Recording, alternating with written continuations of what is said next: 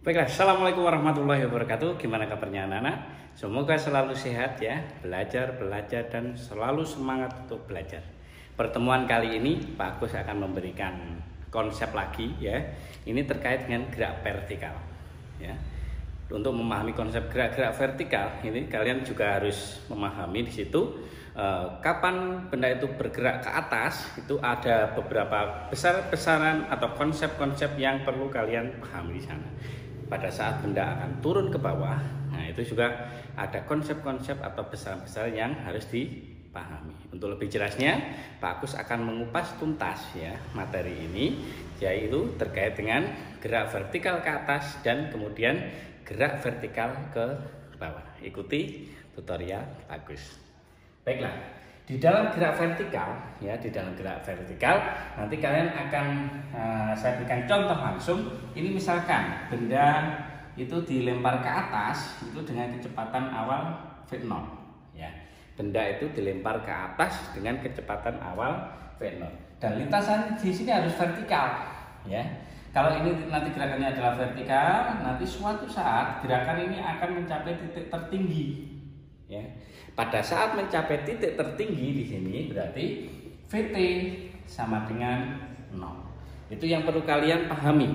Jadi konsepnya di sana adalah bahwa benda yang dilempar ke atas dengan kecepatan awal V0 ya, kemudian pada suatu saat mencapai titik tertinggi, itu kecepatan pada titik tertinggi adalah 0.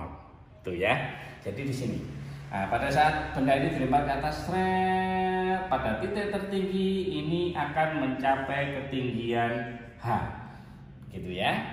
Nah, sekarang persamaan H ini sebenarnya apa? Ini adalah ketinggian pada titik tertingginya. Kalau kita ambil rumusnya, itu adalah V0 kali T titik tertinggi, kemudian dikurangi setengah GT kuadrat. Ingat di sini negatif. Kenapa? Karena arah G itu adalah ke bawah. Sini. Ini arah G-nya. Berarti pada gerakan vertikal pada saat naik ke atas itu kita gunakan tanda negatif di sini. Ya, paham ya? Jadi artinya di dalam gerakan ini apabila kalian nanti ditanyakan berapa ketinggian pada T sama dengan titik-titik misalkan.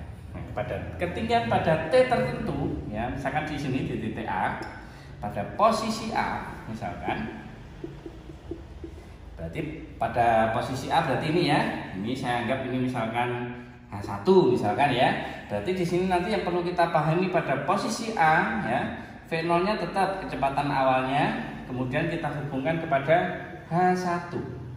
H1 tentunya T nya adalah T1 ini, atau T sampai ke A, itu ya. Jadi kalau misalkan ini adalah T1 yang digunakan, berarti akan muncul persamaan lagi V0 kali T1 min setengah G T1 kuadrat. Ini ya.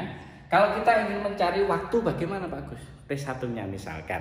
Jadi kalau kalian ingin tahu itu persamaannya, kita gunakan, boleh menggunakan Vt 1 sama dengan V0 min G kali T1. Ini persamaannya. Berapakah kecepatan yang ada di A misalkan? Berarti kalian bisa mencari lewat ini. Gitu ya. Ini kalau posisi benda vertikalnya ke atas ya. Jadi kalian bisa memperoleh konsep di sini bahwa H1-nya adalah ini. Kemudian seandainya ditanyakan adalah pada ketinggian maksimal, kalian bisa memperoleh hanya adalah ini. Sudah sekali ya. Terus bagaimana Pak Agus seandainya benda setelah naik ke atas pada ketinggian maksimal, ya, kemudian benda turun. Nah, berarti ini dikenal dengan gerak jatuh bebas, ya. Pada saat ke atas, kemudian Vt-nya sama dengan 0, berarti benda ini kan terus turun, berarti V0-nya adalah sama dengan 0. Gerak jatuh bebas.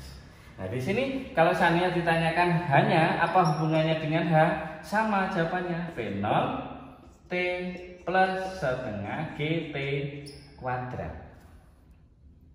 Karena ini adalah besarannya 0, nanti akan diperoleh H di sini. Bisa dipahami ya. Jadi yang penting adalah konsepnya di sana. Seandainya nanti ada pertanyaan kembali di sini, berapakah T di titik B misalkan? Nah, berarti ini ya. Berarti H yang dimaksud adalah H2 misalkan. Berarti di persamaan H2 di sini adalah apa? V0-nya kan jelas 0. Ini kan 0 ya. Ini sama. Berarti nanti setengah GP kuadrat. Ini adalah T2. Nah, begitu. Ya, mudah. Jadi konsep ini yang sederhana ya bagi kalian.